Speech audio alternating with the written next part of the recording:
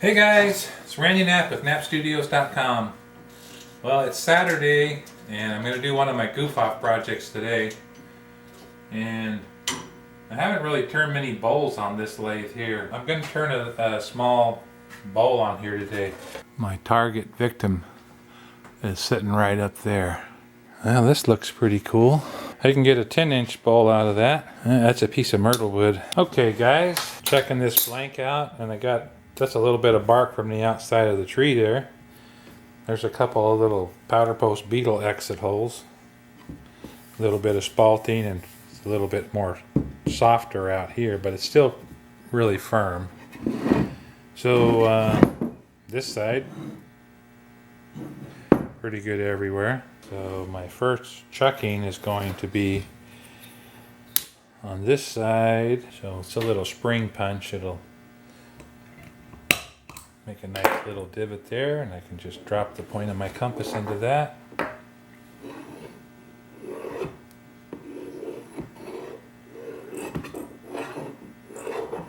So there's the outside of my bowl. And then the chuck I'm going to use needs a 2.5-inch recess.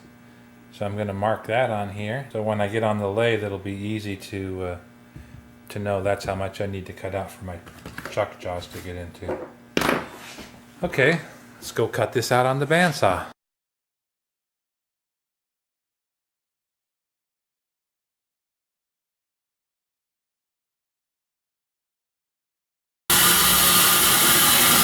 So we're going to need center point on the other side, because I'm going to actually mount it between centers and then turn a recess for to get it on the chuck. So there we go. Got a nice round circle, center point on both sides, ready to go put it in the lathe. So I'm going to just use a clamp in spur center.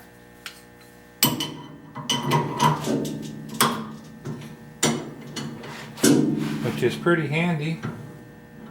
You don't have to take the chuck off and on to put something between centers. You can just open it up and put this center in, get what you need to be done, and then drop it back out. But you know, the hand wheel on your lathe is so you can test the clearance on your pieces and see how they are.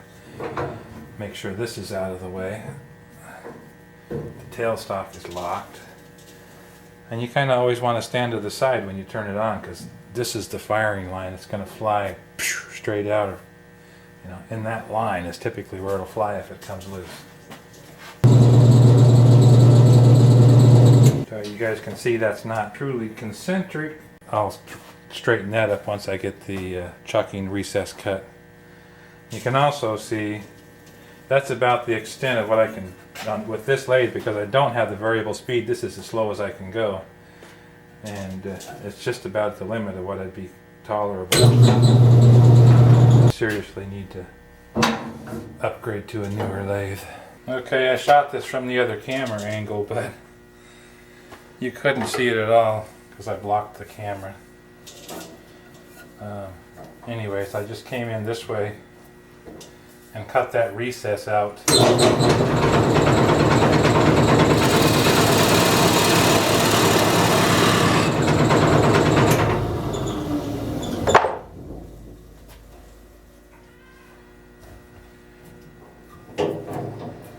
sorry you missed most of that cutting action, but I went to that circle that I had drawn on there and just cut this recess for chucking it. Now I can just pull this spur out. And remember, this is the top of the inside of the bowl. Alright, so this is going to be the bottom of the bowl. Okay guys, I'm going to just try to true this up with my heavy scraper. Could actually put the tailstock back in for a while. Maybe not with this. Yeah, could.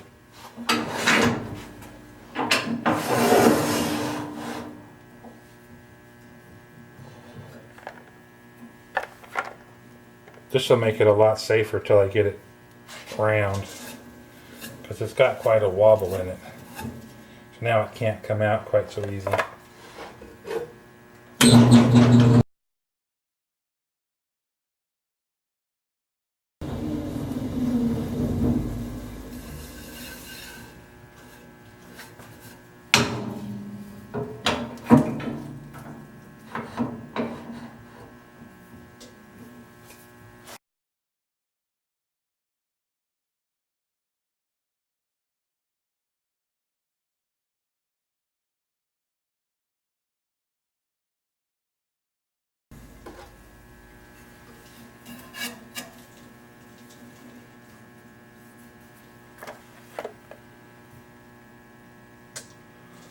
If I take that all off, I'm going to lose a lot of depth. So I'm going to harden that with super glue and fill in the voids on it.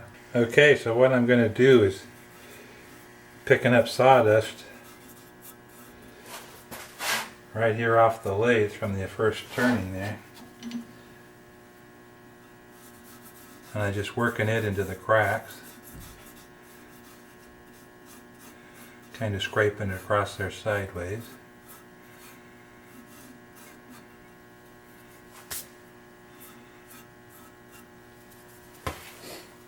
Now I'm going to use the super thin, the thin CA glue.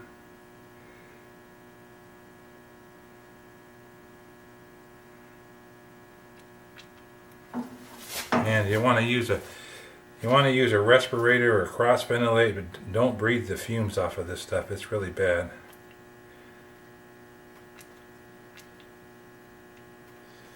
So that whole bark inclusion there. Just gonna let that soak in a little bit. Now I'm gonna kick it off with the activator. Ring mount and go back and work that over again. Clean that foot up a little bit now.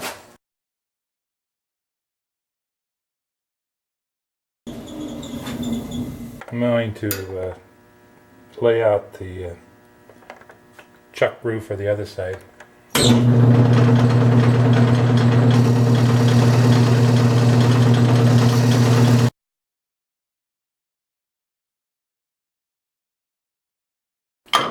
I'm going to turn this thing around and balance out the other side. Get it trued up. This lathe is not really heavy.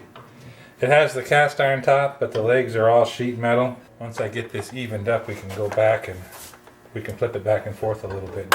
Get the foot finished straightening out the bottom and the foot.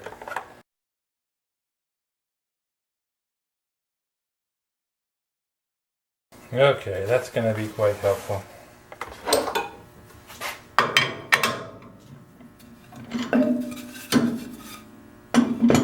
Alright, let's see if I can get a little bit,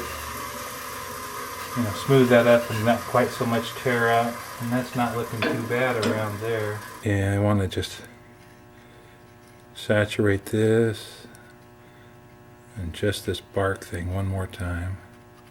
Because I cut away a lot of what was on top.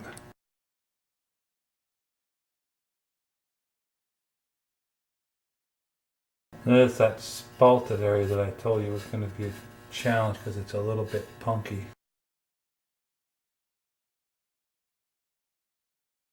Okay guys, I got the bottom of it all sanded up pretty smooth.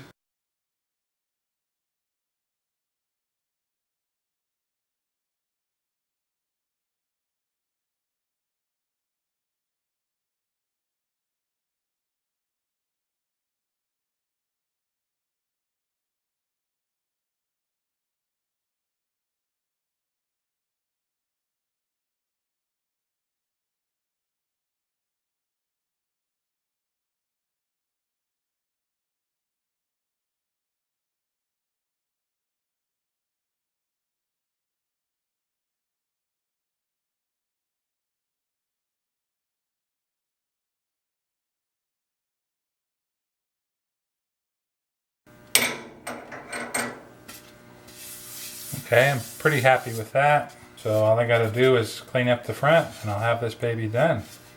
Put some varnish on it. Okay guys, I'm just going to go in here and finish this foot off. Should be good to go.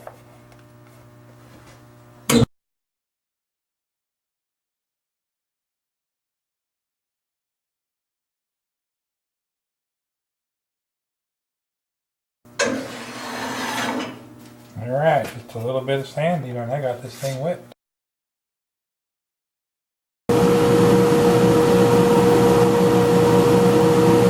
Alright guys, we're coming in on the final end of this. In the end, I think all this punky rotten stuff is going to look outrageous. Okay guys, I coated this and I let it set overnight. Now I'm just going to give it a buffing with this ultra fine Scotch-Brite pad. I'm going to go mostly with the grain on that. This step doesn't take anything at all. Picked up the gloss on that quite a bit. And that's probably where I'll stop on. Alright, there we go. A little 10-inch spalted myrtle wood shallow bowl. You got the turned bottom on it.